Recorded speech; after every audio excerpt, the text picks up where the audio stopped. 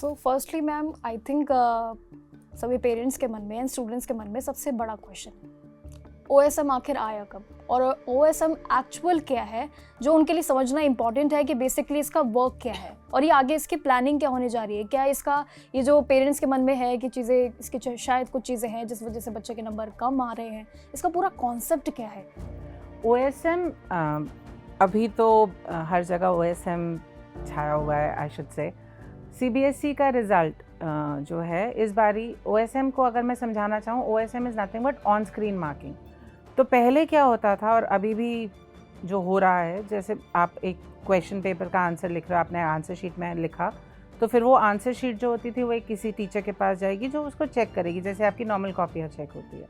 On screen marking क्या करता है, वो वाली आंसर शीट को वो डिजिटल फॉर्मेट कर देता है, उसको डिजिटाइज कर देना। तो उसको प्रोसेस में क्या करते हैं, आपकी आंसर शीट जो है वो स्कैन हो जाती है। फिर उस स्कैन को करने के बाद वो एक पर्टिकुलर सॉफ्टवेयर पे जाती है जहाँ पे वो मार्कर्स लगे होते हैं। उन मार्कर्स के बेसिस पे वहाँ पे टीचर्स जो है कॉपी ना देख के आपका वो डिजिटल मार्कशीट को जैसे आपके आंसर शीट को चेक करेंगी। जो सारे पेरेंट्स समझ पाएंगे, अगर मैं उनको रेफरेंस दूँ कोविड टाइम का, जब कोविड हुआ था और जब सारे के सारे स्कूल्स ऑनलाइन हो गए थे, तो बच्चों के होमवर्क टीचर्स बोलते थे PDF बना के आप भेजो। आप PDF बना के भेजते थे तो टीचर आपका PDF खोल के उसको चेक करके उसको आपके मार्क्स देती थी। वही चीज़ अब CBSE कर रहा है आपकी आंसर शीट को। उसका नाम OSM है। ये हम सब कर चुके हैं पहले, बट अब वो ज़्यादा इम्प्लीमेंट हुआ। जहाँ पे अगर मैं CBSE की बोलूँ तो अधिकतर स्कूलों में जब कोविड हुआ था तो स्टार्टिंग फ्रॉम 6th स्टैंडर्ड, उससे पहले तो प्रोजेक्ट बेस्ड लर्निंग पे ज़्यादा फोकस था जितने प्राइमरी था, लेकिन 6th के ऊपर तो क्लास के आपके पूरे एग्जामिनेशन ही जो आपने आंसर शीट्स भेजी हैं बच्चों ने, वो OSM ही तो था एक तरीके का। यहाँ पे CBSE का OSM है क्योंकि वो एक लार्ज स्केल पे है और एक पर्टिकुलर सॉफ्टवेयर के बेसिस पे है। That is the difference. अगर उसको सीधी भाषा में समझाएं तो that is what OSM is, कि आपकी जो फिजिकल आंसर शीट है उसको डिजिटाइज कर दिया और फिर वो डिजिटल कॉपी चेक हो रही है। That is what OSM is. So basically ma'am ये जो डिजिटल पूरा डिजिटल एक प्रोसेस है, इसमें काफ़ी सारी चीज़ें आई गेस स्टेप्स भी होते हैं जो एक आई गेस पेरेंट्स को और बच्चों को पता होनी चाहिए, जैसे कि वेरिफिकेशन। मतलब ऐसा नहीं है कि डिजिटल प्रोसेस जो पूरा एक बार एक फाइनल उसका पूरा फैक्ट चेक हो गया और उसके बाद रिजल्ट आ गया। क्या इसके भी कुछ एक प्रोसेस होता है जो कई बार ये चेकिंग प्रोसेस में आजमाया जाता है? सो वो चेकिंग इवैल्यूएशन प्रोसेस डिजिटाइजेशन से डायरेक्टली लिंक नहीं है। So what students and parents may be do not know, CBSE एक 3 लेयर प्रोसेस पे आंसर शीट्स चेक करता है। फिजिकल कॉपीज़ अभी क्लास 10th की फिजिकल ही चेकिंग हुई है, सिर्फ 12th स्टैंडर्ड ही OSM में शिफ्ट किया गया एज ए पायलट रन। तो उसमें क्या होता है कि पहले एक आपका जो टीचर है वो चेक करेगा, उसके बाद एक असिस्टेंट हेड एग्जामिनर होते हैं, वो फिर उसके बाद उसकी कॉपीज़ को डबल चेक करते हैं। उसके बाद फिर एक हेड एग्जामिनर्स होते हैं जो चेक करते हैं। सारी कॉपीज़ नहीं होती हैं ऑब्वियसली, जैसे जैसे जाएंगे, बट एक बंच में जैसे कहते हैं 40% 45% कॉपीज़ जो हैं 3 लेवल पे जाके वो चेकिंग होती है। कि एक अगर मैंने सपोज़ मैं आंसर शीट किसी बच्चे की चेक कर रही हूँ, तो उसके बाद मैंने चेक किया और सपोज़ आप असिस्टेंट हेड एग्जामिनर है, मैंने 10 कॉपी चेक करी, मैं 10 कॉपीज़ आपकी रिस्पॉन्सिबिलिटी होगी उसमें से 3 या 4 कॉपीज़ उठा के चेक करना। वो आपका फिर आप उसमें चेक करोगे कि मैंने कहीं आंसर तो नहीं गलत मार्क किया हुआ, मैंने कहीं पे टोटलिंग एरर तो नहीं किया हुआ। एक असिस्टेंट हेड एग्जामिनर अपॉइंटेड होता है जो सिर्फ टोटलिंग चेक करता है कि भाई टोटलिंग गलत तो नहीं है। उस तरह से फिर एक हेड एग्जामिनर है, वो आपका काम को दोबारा से रीचेक करेगा कि आपने ठीक किया है कि नहीं किया। तो ये लेयर्ड प्रोसेस होता है। ये फिजिकल के साथ भी है, सेम प्रोसेस CBSE ने OSM के साथ भी रखा है।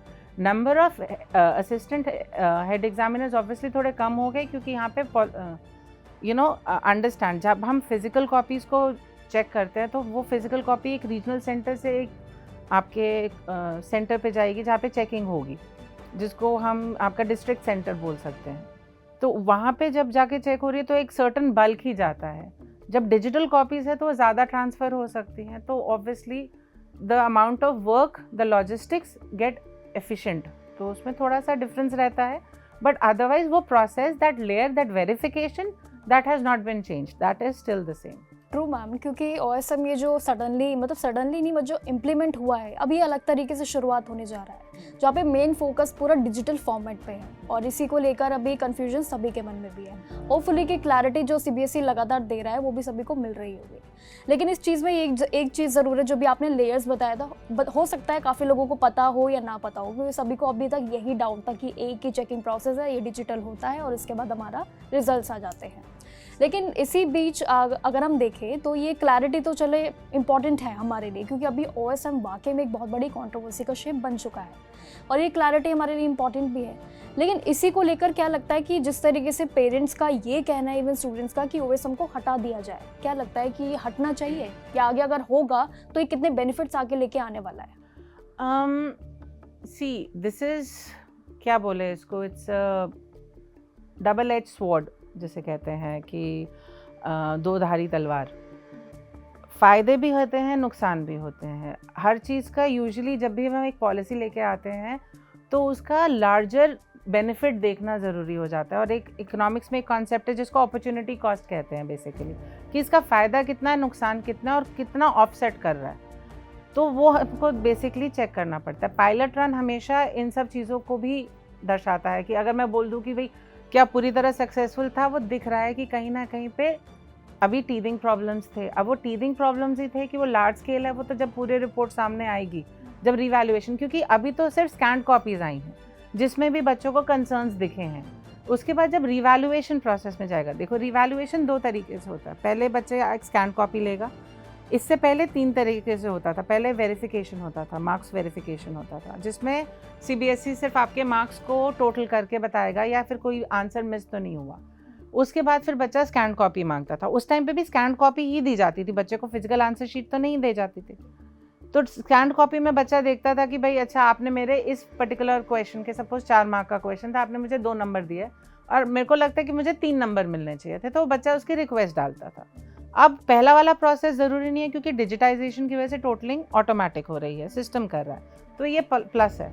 क्योंकि आप ये समझिए कि अगर मैं प्री कोविड नंबर्स की बात करूं तो देयर वाज अ टाइम कि सीबीएसई के जब हम रिवैल्यूएशन में जाते थे तो टोटलिंग एरर सबसे ज़्यादा होते थे, और वो कहीं ना कहीं पे ह्यूमन एरर, बायस नहीं बोलेंगे, ह्यूमन एरर है, पॉसिबल है।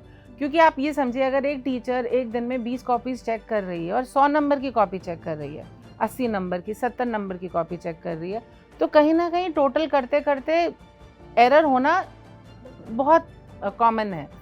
तो वो टोटलिंग एरर को इनफैक्ट सीबीएसई ने बहुत स्ट्रिक्ट पॉलिसी लेके आया था कि टोटलिंग एरर नहीं। तभी एक असिस्टेंट हेड एग्जामिनर, मैंने भी बोला ना, जो सिर्फ टोटलिंग दोबारा चेक करता है, पर that becomes an additional cost. हर चीज़ की कॉस्ट जो है इवेंचुअली जा तो बच्चों पे रही है।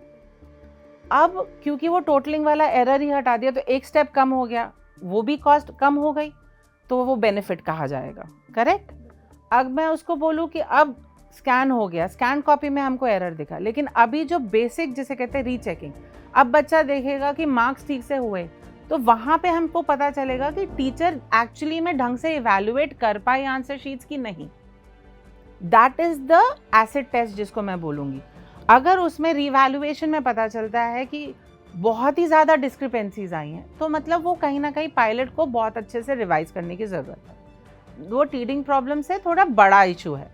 अगर वो रिवैल्यूएशन के बाद दिखता है कि नहीं, आंसर शीट में, आंसर्स में जो मार्किंग हुई है उसमें ज़्यादा डिस्क्रिपेंसी नहीं आई है मार्क्स की, देन वी वुड नो कि it was not a complete failure, teething problems थे और इसको कहीं ना कहीं सुधारा जा सकता है। That is how I think.